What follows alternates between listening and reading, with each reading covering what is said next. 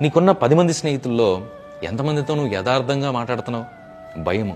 నేను ఈ రోజున ఈ వ్యక్తితో ఈ యొక్క మాటను షేర్ చేస్తే వాడెళ్ళి ఆ మాటని ఎంతమందికి చెప్తాడో. ఈరోజు నీకున్న స్నేహితుల్లో నీకు ఎంతమందైనా ఉండేవండి, కానీ ఒకే వ్యక్తితో నువ్వు యథార్థంగా ఉండి నువ్వు పంచుకున్నావు. ఈ రోజున ఆ వ్యక్తి నువ్వు యథార్థంగా పంచుకొని నమ్మకంగా తన మీద పెట్టుకున్న ఆ నమ్మకాన్ని బొమ్మ చేసి అనేక మందికి నీ పర్సనల్స్ని షేర్ చేశాడు. అవునా కదా?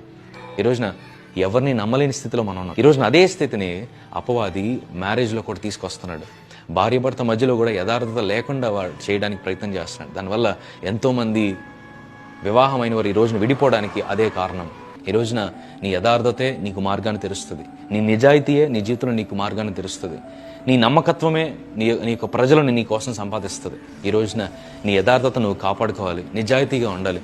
ఎప్పుడు కూడా నీ స్నేహితులతో, నీ బంధువులతో, నీ ఇంట్లో వారితో, దేవునితో ముఖ్యంగా నువ్వు యథార్థ హృదయం కలిగి జీవిస్తే గనక దేవుడు నిన్ను అత్యధికంగా దీవించి ఆశీర్వదించేవాడిగా ఉన్నాడు.